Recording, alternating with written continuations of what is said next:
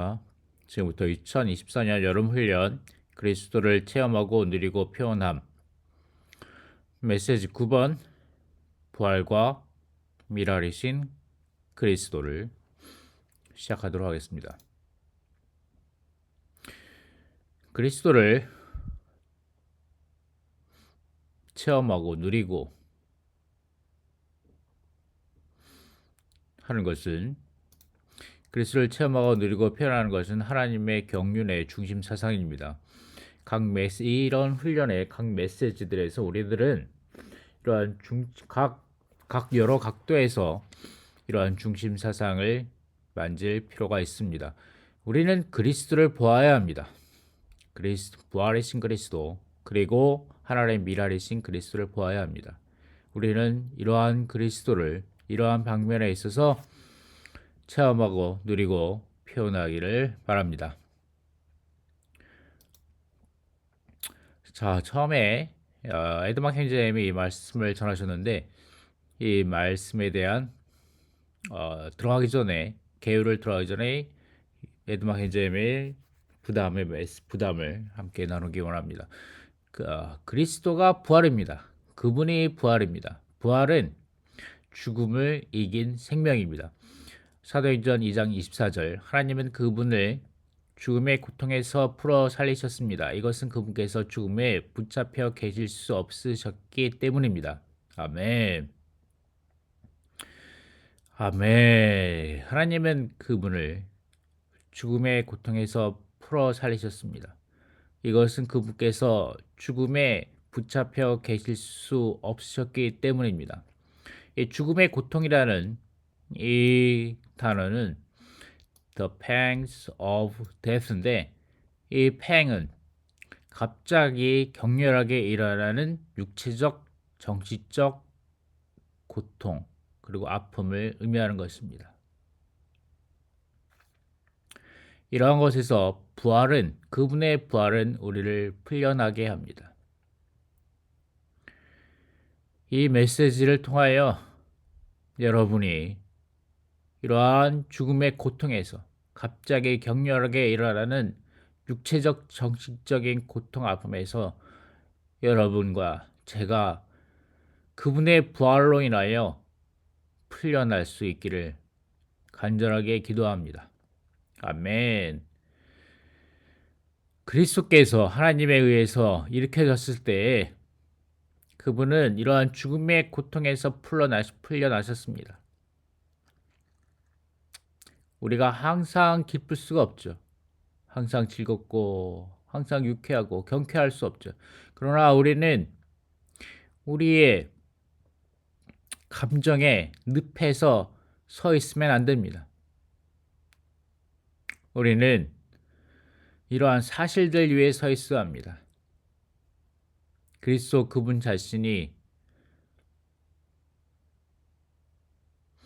우리의 영 안에 있는 그리스도 그분 자신이 죽음에서 이미 풀려나셨다는 것을 우리는 보아야 합니다. 아멘.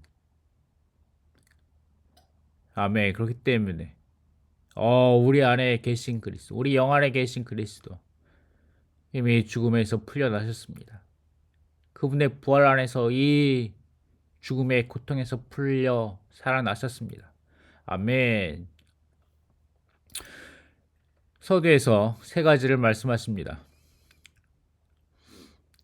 그분의 임재의 확신을 붙잡으셔야 합니다. 그리고 부활이신 그리스도 안에서 우리는 믿음을 가져야 합니다. 그리고 우리는 매일매일 새롭게 되어야 합니다. 이 세 가지를 말씀하십니다. 천천히 다시 보겠습니다. 우리는 그분의 임재를 확신해야 합니다. 나는 살아있는 이이다. 내가 죽은 적이 있다. 그런데 보아라. 영원토록 살아있으며. 아멘. 그렇습니다. 나는 살아있는 이이다. 내가 죽은 적이 있다. 그런데 보아라. 영원히 살아있으며. 주여, 그렇습니다. 하나님이신 주님은 영원토록 살아계십니다. 우리는 이것을 알므로 인해서 우리는 확실합니다. 그분의 임재가 항상 우리의 영 가운데 있습니다. 아멘. 우리가 죽음의 고통과 육체적인 아픔 가운데 있을지라도 우리는 이런 확신을 가져야 합니다. 주님의 임재의 확신, 그 외의 것들은 우리를 세워줄 수 없습니다. 아멘. 그렇습니다.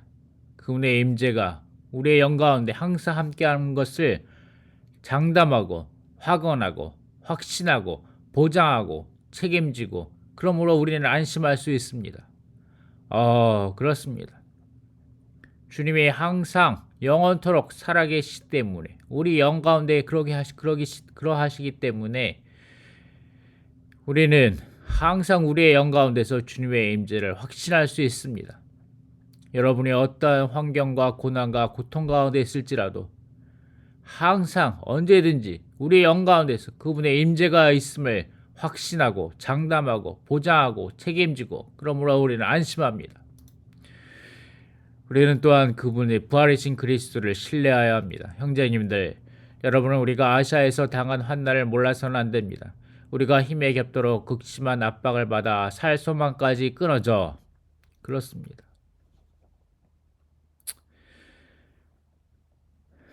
우리가 살 소망까지 끊어져. 이것은 우리가 절망하고 체념하고 자포자기한 상태에 있었다는 것을 말합니다. 그리고 심지어는 우리가 헛되고 무가치하고 무용지물이고 공허하고 쓸모없고 어리석은 행동이었다고 그런 후회하고 슬퍼하고 괴로워하는 환경 가운데 처해질 수 있다는 것입니다.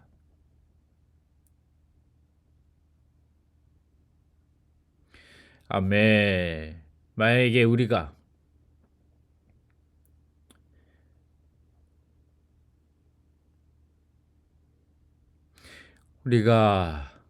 다룰 수 없는, 우리가 어떻게 할 수 없는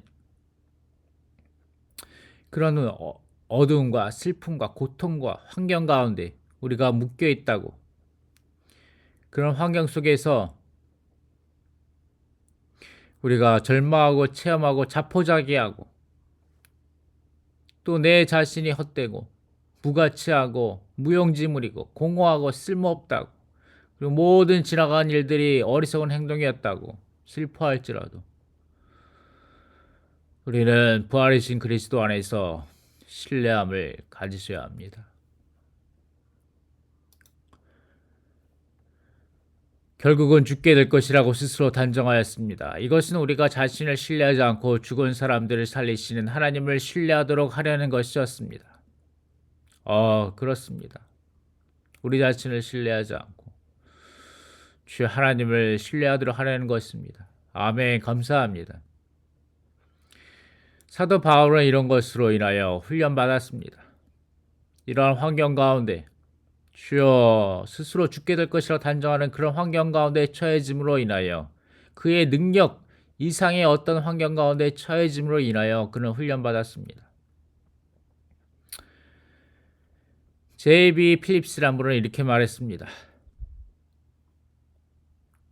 우리는 이러한 그리스도를 신뢰하는 것을 배워야 합니다. 우리 자신이 아니라 하나님 안에서 죽은 자를 살리시는 하나님 안에 있는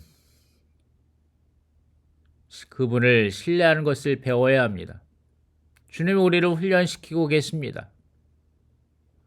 우리가 어떠한 환경 가운데 있을지라도 우리는 우리 자신을 신뢰하지 않고 부활이신 3일 하나님 안에 우리의 신뢰를 두는 것을 배우기 원합니다. 이런 말씀이 저와 여러분에게 위로의 말씀이 되기를 바랍니다. 그러므로 우리는 매일매일 새로워져야 합니다. 그러므로 우리는 낙심하지 않습니다. 우리의 겉사람은 썩어가고 있지만 우리의 속사람은 나날이 새로워지고 있습니다. 그렇습니다. 우리의 겉사람이 고통과 환경 가운데 소멸되고 마모되고 계속 죽임 가운데 있을지라도, 그러므로 죽이는 일로 말미암아 우리의 겉사람, 즉 우리의 물질적인 몸과 이 몸에 생명을 주는 혼은 소멸되고 마모되고 있습니다. 이것은 부활 생명의 신선한 공급을 받아 양육됨으로써 새로워지는 것입니다. 죽을 몸인 우리의 겉사람은 죽이는 일을 함으로 말미암아 소멸되고 있습니다. 그러나 우리의 속사람, 즉 우리의 거듭난 영과 우리 존재의 속 부분들은 부활 생명을 공급받아 신진대세적으로 나날이 새로워지고 있습니다. 아멘. 우리의 겉사람은 썩어가고 있지만 우리의 속사람은 나날이 새로워지고 있습니다. 아멘. 우리는 이것을 간증하기 원합니다. 그리스도께서 죽은 사람들 가운데서 살아나신 것 같이 우리도 또한 생명의 새로움 안에서 행하게 하기 위한 것입니다. 생명의 새로움 안에서 행하기 위한 것입니다. 아멘. 그러나 이제는 우리가 얽매여 있던 율법에 대하여 죽었으므로 율법에서 벗어나서 문자의 낡음 안에서 섬기는 것이 아니라 영의 새로움 안에서 섬깁니다. 바울이 말하였습니다. 사도 바울이 말하였습니다. 우리는 생명의 새로움 안에서, 영의 새로움 안에서 행하고 섬길 수 있습니다. 아멘. 우리는 이렇게 매일매일 기도해야 합니다. 주님, 나로 하여금 생명의 새로움 안에서 행하게 하시옵소서. 주님, 나를 구원하소서. 나의 낡아짐과 나의 죽어있음과 나의 신선하지 않음과 미지근함에서 나를 구원하시옵소서.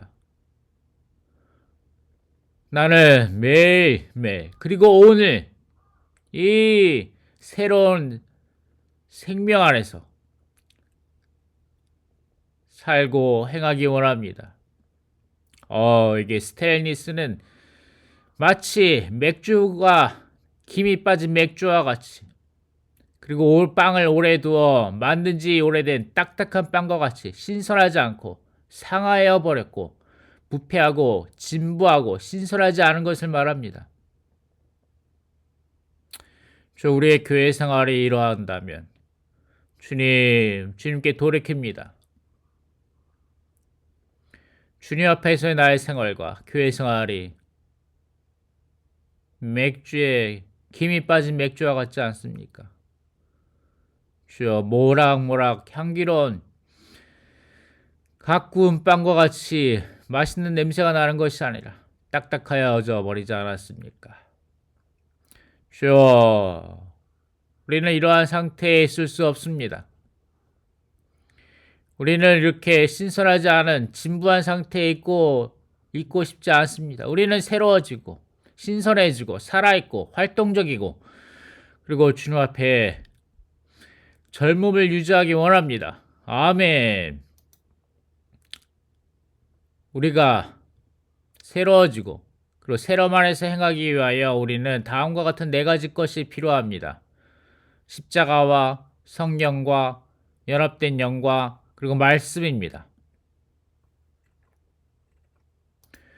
첫 번째는 십자가입니다. 그렇습니다. 십자가는 우리를 새로움 안에서 지켜줍니다. 그러므로 주님은 우리 안에서 활동하시고 생명은 여러분 안에서 활동합니다. 그러므로 우리는 낙심하지 않습니다. 우리의 겉사람은 썩어가고 있지만 우리의 속사람은 나날이 새로워지고 있습니다. 이 구절 안에서 죽음은 십자가의 죽음을 말하고 있습니다. 십자가가 우리 가운데서 운행할 때에 우리 주위에 있는 성도들은 우리로 인하여 해방되어진 생명을 맛보고 누릴 수 있습니다. 그렇습니다. 우리 가운데 비록 십자가가 역사함으로 낙심할 수 있지만 우리 가운데 다시 신선한 생명이 넘쳐나므로 우리 주위에 있는 형제자매님들이 그리고 교회가 이러한 생명의 풍성을 맛보고 누릴 수 있다면 이 얼마나 축복이겠습니까? 두 번째, 우리는 성령의 새로움 안에서 새로워질 수 있습니다. 우리는 우리를 구원하셨습니다. 그것은 우리가 행한 의로운 행위로 말미암은 것이 아니라 그분의 긍휼에 따라서 새로남의 시침과 성령의 새롭게 함으로 말미암은 것이었습니다. 각주를 보겠습니다. 새로남의 시침은 우리가 다시 태어나는 것으로 시작하여 하나님의 새 창조의 과정, 곧 우리를 새 사람으로 만드는 과정인 성령의 새롭게 함으로 계속됩니다. 이것은 생명으로 재조성되고 개조하고 바꾸는 것입니다. 아멘. 그렇습니다. 우리는 생명으로 재조성되고 재조정되고 개조되고 바뀌기 원합니다. 아멘. 아멘. 성령의 새롭게 하면 새로운 어떤 것, 새 사람의 신성한 본질을 우리 존재 안에 나눠주고 계십니다.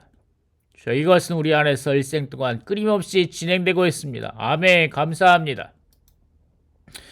우리는 또한 연합된 영 안에서 새로워져야 합니다. 또한 생각의 영 안에서 새롭게 돼요. 아멘. 우리는 생각의 영 안에서 새로워지고 있습니다. 그렇습니다. 이것은 우리의 연합된 영 가운데서 우리의 생각까지 새로워짐으로 우리의 생각의 영이 되는 것을 말하고 있습니다. 그렇습니다. 우리의 영은, 우리의 생각은 연합된 영에 의해서 관리되고 지배되고 조정되어야 합니다. 우리의 연합된 영이 우리의 생각까지 퍼질 때 우리는 오직 한 가지 것을 생각할 것입니다. 그것은 우리의 누림이신 그리스도를 주관적으로 체험하는 것을 추구하는 것입니다. 여러분은 같은 것을 생각하고 같은 사랑을 가지며 혼안에서 연결되고 한 가지 것들을 생각하여 나의 기쁨이 넘치도록 해 주십시오. 네 번째입니다. 그렇습니다. 우리는 말씀 안에서 우리는 새로워질 수 있습니다. 이것은 곧 그리스도께서 말씀 안에 있는 씻는 물로 교회를 깨끗이 하여 거룩하게 하시려는 것이며 우리는 기도해야 합니다. 이런 말씀을 두고 계속 기도해야 합니다. 그럴 때 말씀 안에 있는 씻기는 물을 체험할 수 있습니다. 씻기는 물은 우리를 새롭게 하고 우리를 새로운 가운데 유지시켜 줄 것입니다. 그런데 여기에서 한 가지 문제가 있는데 우리가 낡아지는 주요한 원인 한 가지가 있습니다. 그것은 우리가 다른 사람을 용서하지 않고 다른 사람들에게 용서를 구하지 않는 것입니다. 이것은 우리를 낡아지게 합니다. 그렇습니다. 우리가 어떠한 사람들에게 화가 나거나 어떤 다른 사람에게 걸려 넘어진 것들을 기억하는 것을 주여 깨끗하게 지울 필요가 있습니다. 주여 우리가 다른 형제들을 용서한다면 우리가 다른 형제들을 용서할 필요가 있고 그들 또한 우리를 용서할 필요가 있습니다. 우리는 서로가 용서하는 것을 추구할 필요가 있습니다. 워치만 형제님이 이렇게 말씀하셨습니다. 우리가 좋은 결혼 생활을 유지할 수 있는 한 가지 원칙이 있는데 그것은 우리 남편과 아내에게 용서를 구하는 것을 배우는 것입니다. 라고 워치만 형제님이 말씀하셨습니다. 우리 교회 생활 가운데서도 이렇습니다. 우리는 종종 자주 기억해야 합니다. 그리고 이렇게 말해야 합니다. 나를 용서하소서. 내가 잘못했습니다. 우리는 서로 이렇게 자주 말하기를 훈련하고 배우기 원합니다.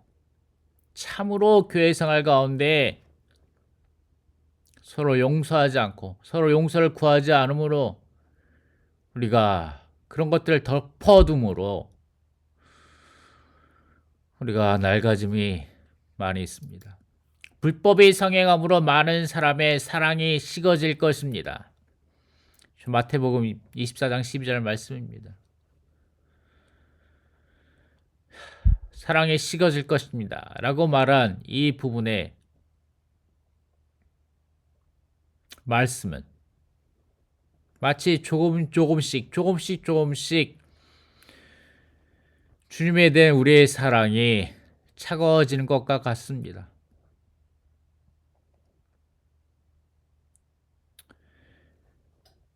주님과 교회를 위한 우리의 사랑이 조금씩 작아지고 이그러지는 것 같습니다. 마치 달이 작아지고 이그러지는 것과 같습니다. 우리는 이러한 일이 이루어지지 않도록 해야 합니다. 우리는 신사람을 유지해야 되고 우리 주님에 대한 우리의 첫사랑을 유지해야 합니다. 여러분의 사랑이 한때 뜨거웠고 휘황찬란했었는데 주님과 교회에 대한 사랑이 조금씩 차츰 작아지고 약해지고 쇠약해지고 감퇴하고 끝이 가까워지고 있습니까? 아닙니다. 우리는 다시 주님에 대한 첫째가 하는 사랑을 신선하게 유지하기 원합니다. 이러한 것이 우리의 상태가 되지 않기 원합니다. 모세는 죽을 때 나이가 120세였으나 눈이 어두워지지 않았고 기력을 잃지도 않았다. 여러분의 마음의 눈을 밝히시어 하나님께서 여러분을 부르신 그 소망이 무엇인지를 알게 해주시고 성도들 안에 있는 하나님의 유업의 영광의 풍성이 무엇인지를 알게 해주시며 눈은 몸의 등불입니다. 그러므로 그대의 눈이 단이라면 온몸이 밝을 것입니다. 그렇습니다. 우리도 모세와 같이 주여 우리의 눈이 조금 더 어두워지지 않고 기력이 조금 더 약해지지 않기 원합니다. 주님이 오실 때까지 그러하기 원합니다. 우리의 눈을 밝히시옵소서. 우리의 마음의 눈을 밝히시옵소서. 아멘. 우리의 마음의 눈은 결코 어두워지지 않기를 바랍니다. 우리는 순수한 마음을 가져야 합니다. 우리의 눈은 오직 주님 한 분만을 단일하게 주목하여야 합니다. 우리의 신선해짐은 주님의 임재하심의 신선함 가운데 있습니다. 우리는 이것을 결코 떠나지 않기 원합니다. 우리는 기도해야 합니다. 주님이 오실 때까지 우리는 조금 더 약해지지 않고 조금 더 어둠 가운데 있지 않기 원합니다. 아멘. 자, 이제 개요에 들어가도록 하겠습니다. 개요 로마 숫자 1번, 로마 숫자 2번 개요를 빠르게 보도록 하겠습니다. 아주 단순하게 간단하게 보도록 하겠습니다. 로마 숫자 1번입니다. 우리는 로마 숫자 두 개밖에 없죠. 이번 주에는 아주 간단합니다. 첫 번째는 부활하신 그리스도고 두 번째는 미랄이신 그리스도입니다. 부활하신 그리스도를 체험하고 누리고 표현할 수 있다. 그리고 미랄이신 그리스도를 체험하고 누리고 표현할 수 있다입니다. 로마 숫자 1번입니다. A, B, C 하고 E, F입니다. 1번에 부활의 주요 주님의 부활의 주된 항목들을 말하고 있습니다. 세 가지입니다. 몸의 머리이신 맏아들, 두 번째 몸의 지체들이 많은 아들들, 세 번째 몸의 본질과 실제이신 그 영. 그 영은 로마 숫자 B번에서 나눠주는데 그 영은 삼일 하나님의 실제이고 부활의 실제이며 그리스도 몸의 실제입니다. 그리스도 몸의 실제는 C번에서 다뤄지는데 그리스도 몸의 실제 안에 있으려면 우리는 절대적으로 그리스도의 부활 생명 안에 있어야 한다라고 말하고 계십니다. 어떻게 부활 생명 안에 있을 수 있습니까? 2번하고 B번에서 말씀해 주시고 계십니다. 우리가 우리의 타고난 생명에 의해 살지 않고 우리 안에 있는 신성한 생명에 의해 살 때 우리는 부활 안에 있게 됩니다. 아멘. 이것의 결과가 바로 그리스도의 몸입니다. 그리고 부활 안에 살려면 우리는 부활의 하나님을 알고 체험하고 얻어야 합니다. 아멘. 그리고 이것을 관하여 두 가지 비유를 다뤄 주시는데 하나는 금등대이며 하나는 아론의 쌍난 지팡이입니다. 그리고 세부적으로 사라와 아브라함과 이삭에 관련된 얘기가 있습니다. 로마서 2번입니다. 우리는 미랄이신 그리스도를 체험하고 누리고 표현할 수 있습니다. 요한복음 12장 말씀이죠. 이것은 로마서 요한복음 11장 말씀이고, 감추어진 그리스도의 신성한 생명과 ABCD와 EFG 이렇게 나눕니다. ABCD는 하나님의 미랄이신 그리스도가 체험한 과정을, 통과하신 과정을 우리에게 말씀하고 계십니다. 그분이 하나님의 미랄 안에 감추어져 계실 때, 하나님의 조그만 미랄 안에, 곧 그분의 장막이신 그리스도, 육체 되신 그리스도 안에 계셨을 때 감추어지신 그리스도의 신성한 생명과 그분의 신성한 영광이 감추어져 있었습니다. 신성한 생명과 신성한 영광이 하나님의 밀 안에 감추어져 있었고, 그랬을 때 그분은 답답해 하시고 억압받으셨으며 침례받기를 열망하셨습니다. 그리고 그분의 인성의 껍질이 깨어짐으로 해방되셨습니다. 이것은 곧 죽음과 부활을 말씀하시죠. 부활 가운데 그분의 신성한 영광으로 영광스럽게 되셨습니다. 아멘. 이것이 그분의 거치신 과정이고, 이런 것은 그분이 요한복음 17장에 있어서의 그분의 기도에 대한 응답이셨습니다. 하나님의 응답이죠. F번에 포함의 단계, 곧 생명 주시는 영의 단계가 되셨습니다. 그분은 부활과 신성한 영광으로 영광스럽게 되심으로 그분은 이제 포함의 단계, 생명 주는 영이 되셨습니다. 아멘. 그분은 우리 가운데 생명 주시는 영이 되셨습니다. 7번, 그리스도는 미랄로서 생명을 해방하는 죽음과 생명을 분배하는 부활을 통해 생명을 해방하는 죽음, 그리고 생명을 분배하는 부활을 통해 과정을 거치신 3일 하나님과 합병 안으로 그분의 모든 믿는 이들을 이끄셨습니다. 합병 안으로. 이 합병은 세 가지 방면으로 우리에게 제시되는데 요한복음 14장, 15장, 16장에 있습니다. 하나, 둘, 세 가지 방면입니다. 이 합병, 3일 하나님과 모든 믿는 이들의 합병. 첫 번째는 아버지의 집, 두 번째 참 포도나무, 세 번째 그 영의 아이, 곧 세 사람입니다. 이것이 로마 숫자 2번의 그림입니다. 분명하신가요? 좋습니다. 몇 가지 그 다음에 말을 하고 마치도록 하겠습니다. 왜 그리스도인은 고난을 받는가? Why do Christians suffer? 이 말씀이 여러분을 위로하기 원합니다. 하나님은 그분의 생명과 본성을 우리 안에 이리 넣으시기 위해 환경을 사용하십니다. 환경을 사용하십니다. 그러나 우리는 이 보배를 질그릇 속에 담고 있습니다. 이것은 그 탁월한 능력이 하나님께 속한 것이지 우리에게서 나오는 것이 아니라는 것을 나타내시려는 것입니다. 우리는 사방에서 압박을 받아도 짓눌리지 않으며 나아갈 길을 찾을 수 없어도 나아갈 길이 전혀 없는 것이 아니며 박해를 받아도 버림받지 않으며 맞아 쓰러져도 멸망하지 않습니다. 예수님을 죽게 한 것을 우리가 항상 몸에 지니고 다니는 것은 예수님의 생명도 우리 몸에서 나타나게 하려는 것입니다. 이것은 살아있는 우리가 항상 예수님을 위하여 죽음에 넘겨짐으로써 예수님의 생명도 우리의 죽을 육체에 나타나게 하려는 것입니다. 그러므로 죽음은 우리 안에서 활동하고 생명은 여러분 안에서 활동합니다. 아무도 이러한 환난 때문에 흔들리지 않도록 하려는 것입니다. 우리가 환난을 받도록 정해졌다. 와! 우리가 환난을 받도록 정해졌습니다. 와우! 놀라운 말씀 아닙니까? 우리는 행복하고 즐겁고 유쾌하고 부귀와 영예와 모든 물질적인 풍요를 누리도록 정해진 것만이 아니라, 그럴 수도 있고 아닐 수도 있겠지만 우리가 환난을 받도록 정해졌습니다. 이것은 성경의 분명한 말씀입니다. 여러분 자신이 알고 있습니다. 우리가 알고 있습니까? 우리가 환난을 받도록 정해졌다. 각주는 이렇습니다. 이 말씀에 대한 데살로니가전서 3장 3절의 말씀은 이렇습니다. 운명 지어졌다. 두어졌다. 배치되었다. 하나님 우리가 환난을 통하도록 운명 지으셨고 정하셨습니다. 그러므로 환난은 하나님께서 우리에게 할당하신 목이십니다. 분기십니다. 그분은 우리를 환난받는 상황에 두고 배치하셨습니다. 여러분 환난 가운데 있습니까?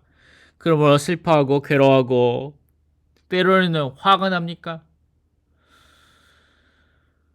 계속 보도록 하겠습니다. 부활 안에 살고 부활의 하나님으로 주성되려면 우리는 반드시 모든 것을 통해서 하나님의 맏아들이신 그리스도의 형상과 같은 형상을 이루어야 한다. 또한 우리는 하나님을 사랑하는 사람들, 곧 그분의 목적에 따라 부름받은 사람들에게 모든 것이 협력하여 선이 이루어진다는 것을 압니다. 왜냐하면 하나님께서 미리 아신 사람들을 그분의 아들의 형상과 같은 형상을 이루게 하시려고 또한 미리 정하셨기 때문입니다. 그것은 그분의 아들을 많은 형제들 가운데서 맏아들이 되게 하려는 것이었습니다. 우리의 환난의 목적이 무엇입니까? 그것은 모든 것이 협력하여 선을 이루는 것입니다. 이 선은 무엇입니까? 우리로 하나님의 많은 아들들, 많은 형제들 가운데서 그분의 아들과 같은 형상을 이루게 하시려는 것입니다. 여기서 사랑, 목적, 협력, 선에 대한 말씀을 좀 들어보도록 하겠습니다. 이 말씀 가운데 사랑. 그렇습니다. 하나님을 사랑하는 사람들.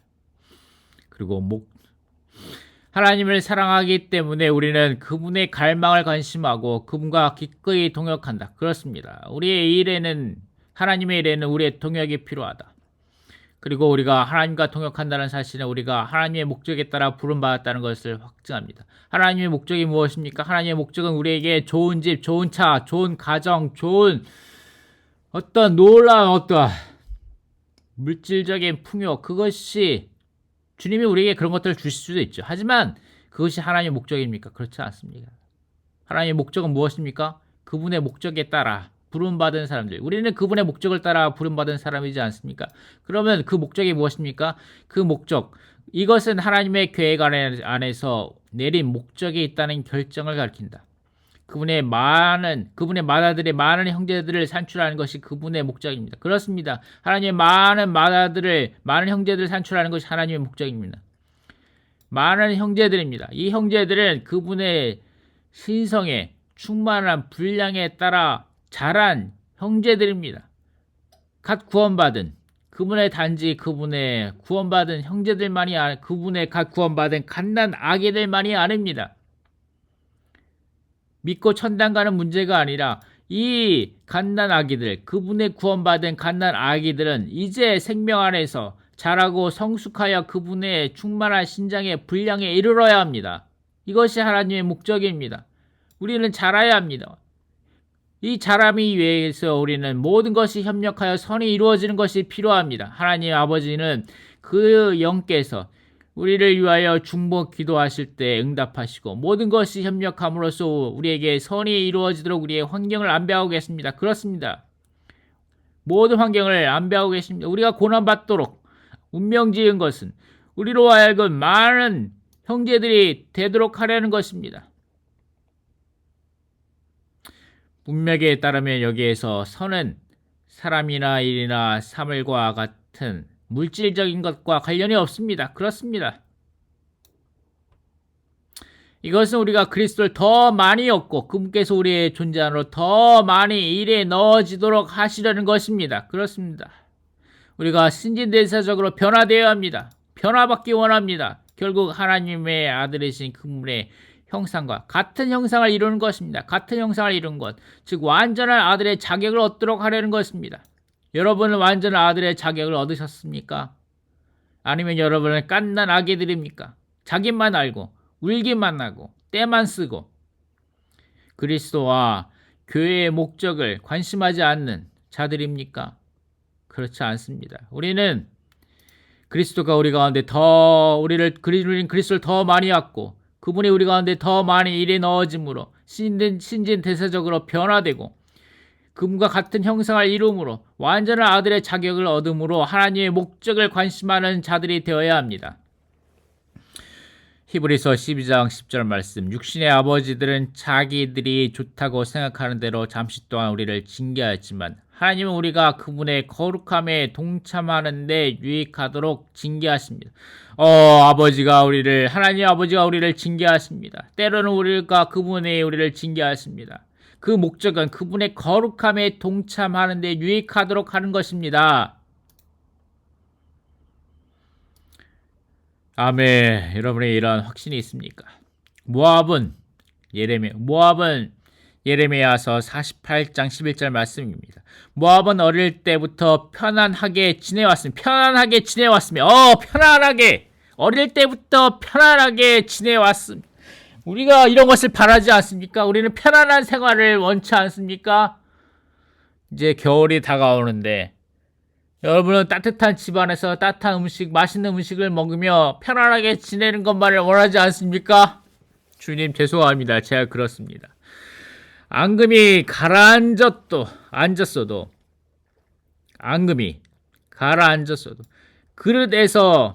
그릇으로 옮겨 담아진 적이 없었고 쫓겨난 적도 없었다. 그리하여 그 맛이 그대로이며 그 향도 변하지 않았다.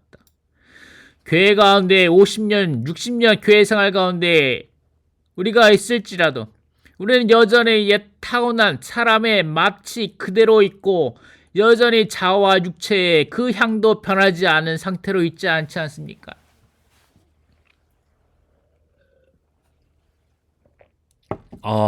주님. 이 우주에 고난이 있는 주된 목적은 특별히 하나님의 자녀들과 관련해서 고난을 통해 하나님의 본성 자체가 사람의 본성 안으로 일에 넣어져 사람이 하나님을 가장 충만한 정도로 얻도록 하려는 것입니다. 고난의 의미는 그것에 의해 옛 창조물이 파쇄돼요. 우리의 옛 창조물이 파쇄돼요. 우리의 겉사람이 파쇄돼요. 부활의 하나님께서 그분 자신을 그분의 피조물 안으로 분배하실 수 있는 기회를 갖게 되시는 것이다. 이렇게 하여 그분의 피조물은 죽음의 과정을 거쳐 새롭게 일어날 것이다. 이 우주에 고난이 있는 주된 목적은 특별히 하나님의 자녀들과 관련해서 고난을 통해 하나님의 본성 자체가 사람의 본성 안으로 일에 넣어지는 것이다. 겉부분이 썩어 가는 과정을 통하여 새로운 요소가 우리의 생명에 더해져 우리의 성본으로 조성되는 내적 과정이 발생한다. 하나님께서 여러분을 허무는 과정을 통과하도록 인도하실 때 허무는 과정 마땅히 그분께 동의하고 그렇습니다. 동의합니다. 복종해야 한다. 여러분은 두려워할 필요가 없다. 왜냐하면 그분은 어떻게 고난을 안배해야 하는지 알고 계시기 때문입니다. 아멘. 그렇습니다. 참으로 좋은 말씀입니다. 우리를 위로하는 말씀입니다. 우리의 눈물을 닦아주는 말씀입니다. 그분은 언제나 우리의 생명 안에 신성한 내용을 증가시키려는 목적으로 우리 각자가 자신의 목으로 짊어져야 할 우리 각 사람에게 꼭 필요한 고난을 선택하신다. 꼭 필요한 정도의 분량만큼의 고난들을 선택하십니다. 그분께서 우리를 징계하시는 것은 항상 우리가 그분의 거룩함에 동참하는 데 유익하게 하시기 위해서이다. 그분의 목적에 따라서 부름받은 사람들에게는 모든 것이 협력함으로써 선이 이루어진다. 어떤 선이 이루어지는가? 그것은 우리가 그분의 아들의 형상과 같은 형상을 이루는 것이다. 우리가 여러 환난을 통과할 때 매일 우리 안에 새롭게 됨이 일어나야 한다. 이럴 때 하나님은 우리를 새 예루살렘이 되게 하시려는 그분의 마음의 갈망을 성취하실 수 있다.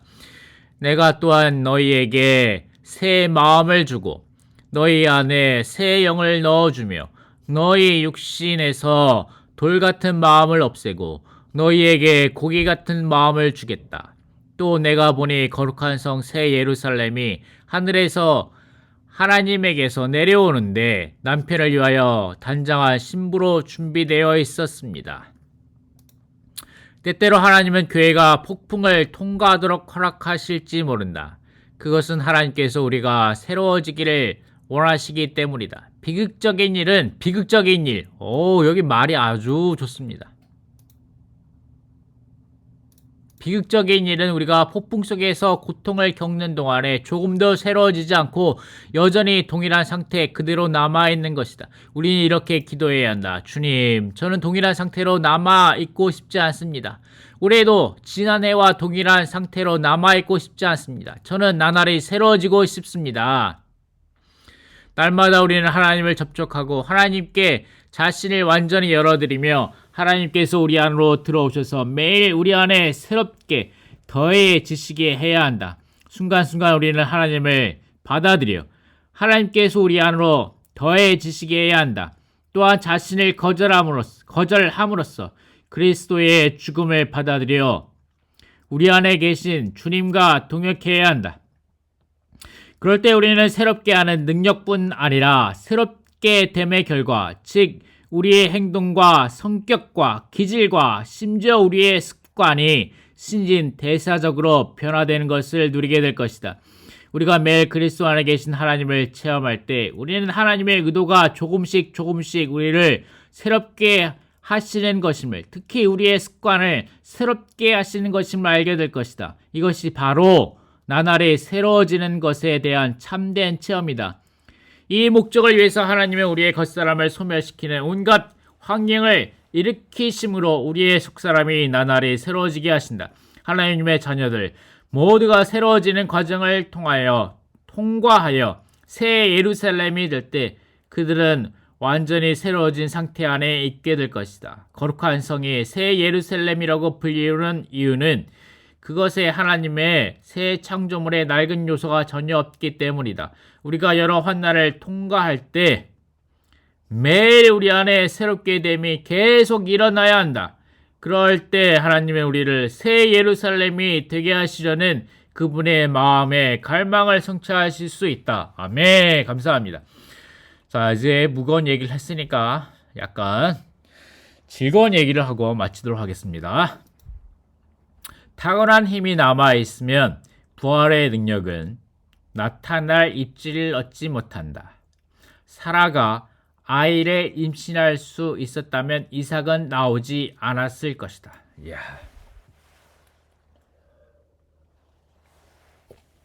자, 아주 재미있는 말씀입니다. 금방 끝날 것입니다. 창세기 17장 말씀입니다. 아브라함은 얼굴을 땅에 대고 엎드린 채 웃으며 마음속으로 말하였다. 아브라함이 웃었다는 것입니다. 아브라함이 웃었다. 100세가 된 사람에게서 아이가 태어날 수 있을까? 또 90세가 된 사라가 아이를 낳을 수 있단 말인가? 하나님께서 말씀하십니다. 하나님께서. 하나님 우리에게 말씀하소서. 아멘. 하나님의 말씀이 없다면 우리가 어떻게 살 수가 있겠습니까?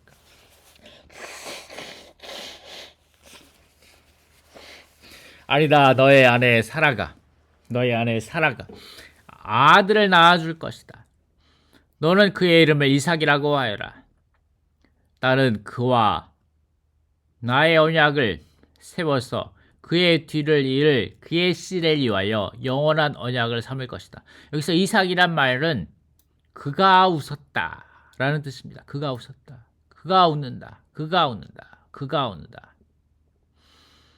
그가 누가일까요? 그는 아마도 아브라함이고 그는 사라일 것입니다. 그는 거의 100세가 되려 자기 몸이 이미 죽은 것 같고 사라의 태도 죽은 것 같다는 것을 알고도 믿음이 약하여지지 않았고 로마서 말씀이고 창세기로 다시 돌아가겠습니다. 창세기 말씀 쭉 이어집니다. 그분께서 말씀하셨다. 내가 생명의 때를 따라 분명하게 너에게 돌아오겠고 그때 너의 아내 사라에게 아들이 있을 것이다. 사라는 그분 뒤에 있는 장막 그분의 뒤에 있는 천막 입구에서 그 말을 듣고 있었다. 아브라함과 사라는 이미 늙었고 나이가 많이 들었으며 사라는 생리도 끊긴 지 오래되었다. 사라가 속으로 웃으며 말했다. 웃었습니다. 내가 이미 늙었고 나의 주도 다 늙었는데 나에게 무슨 즐거움이 있을까? 여호와께서 아브라함에게 말씀하셨다. 어찌하여 사라가 웃으며 내가 늙었는데 정말로 아이를 낳을 수 있을까라고 하느냐? 여호와에게 이룰 수 없는 일이라도 있다는 말이냐? 내가 생명의 때를 따라 정한 때에 너에게 돌아오겠고 사라에게는 아들이 있을 것이다. 사라가 두려워서 부인하며 저는 웃지 않았습니다. 라고 하자 여호와께서 말씀하시다. 아니다. 내가 웃었다. 사라가 말하였다. 하나님께서 나를 웃게 하셨으니 이 말씀은 사라가 이삭을 낳은 것입니다. 사라가 말하였다. 하나님께서 나를 웃게 하셨으니 듣는 사람마다 나와 함께 웃겠구나. 사라가 이삭을 낳아서 기뻐하며 아마도 이삭을 안고 즐거워하며 이 말을 한 것입니다. 하나님께서 나를 웃게 하셨으니 듣는 사람마다 나와 함께 웃겠구나. 그녀가 또한 말하였다. 사라가 자식들에게 젖을 먹이라고 누가 아브라함에게 말할 수 있었겠는가? 그러나 내가 그의 노년에 아들을 낳아 주었다. 와, 사라가 두 번 웃은 것입니다. 사라가 내가 어떻게 내 환경과 내 상황과 이러한 것들을 볼 때, 내 눈으로 볼 때, 내 주변 환경들을 볼 때 내가 어떻게 웃을 수 있냐? 할 수가 없다. 일어날 일이 없다. 될 일이 없다. 절대 그럴 수가 없다. 라고 속으로 약간 시니컬하게 약간 웃은 것이며, 그리고 또 나중에는 이런 모든 것들을 이기고 기쁨으로 웃은 것입니다. 자, 마지막입니다. 부활은 불가능의 영역 가운데 있는 것입니다. 하나님에게는 모든 것이 가능하십니다. 아멘. 그렇습니다. 부활은 불가능의 영역 가운데 있습니다. 첫 번째 웃음이 없으면 첫 번째 웃었습니다. 왜냐하면 모든 것이 불가능하게 보였기 때문입니다. 그리고 두 번째 웃었습니다. 왜냐하면 하나님에게는 모든 것이 가능하다는 것을 마침내 깨달았기 때문입니다.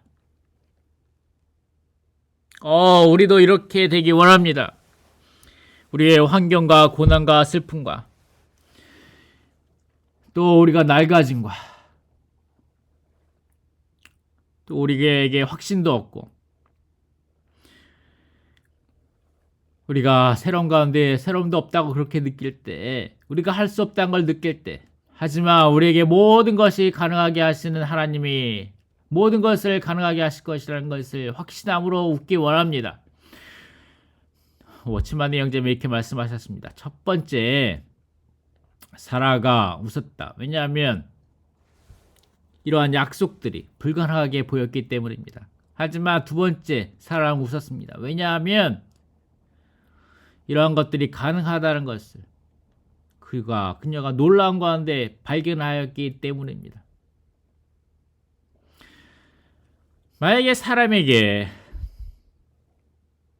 첫 번째 웃음을 체험하지 않는다면 그는 결코 두 번째 웃음을 체험할 수 없을 것입니다. 와, 이 말씀이 너무 좋지 않습니까? 여러분, 웃기 원합니다. 여러분, 웃으셔도 됩니다. 여러분의 고난과 환난과 그런 것들을 바라보며 낙담 가운데, 슬픔 가운데, 시들어짐 가운데 웃으셔도 됩니다. 이 말씀이 여러분의 위로가 되기 원합니다. 여러분의 첫 번째 웃음을 많이 체험하기 원합니다. 많은 사람이 그의 불가능을 할 수 없음을 아무런 것도 할 수 없으면 자신 안에서 아무것도 할 수 없다는 것을 체험하지 못한다면 깨닫지 못한다면 그는 결코 하나님의 그의 능력이 되심을 체험하지 못할 것입니다. 우리의 봉사에서도 마찬가지입니다. 우리는 때로 우리 자신을 보고 웃을 것입니다. 나는 할 수 없어. 내가 어떻게 할 수 있어? 내가 어떻게 하나님을 섬길 수 있고 내가 어떻게 교회 생활을 할 수 있고 나는 할 수 없어 라고 말하며 웃을 것입니다. 하지만 그들은 다시 그들 자신을 보게 되며 웃을 것입니다. 나는 할 수 없습니다. 내 자신을 볼 때 나는 할 수 없습니다. 하지만 주님은 나로 하여금 하실 수 있게 하실 것입니다. 어떠한 우리 가운데 어떤 권위가 나타난다면 주님은 우리에게 말씀하실 것입니다.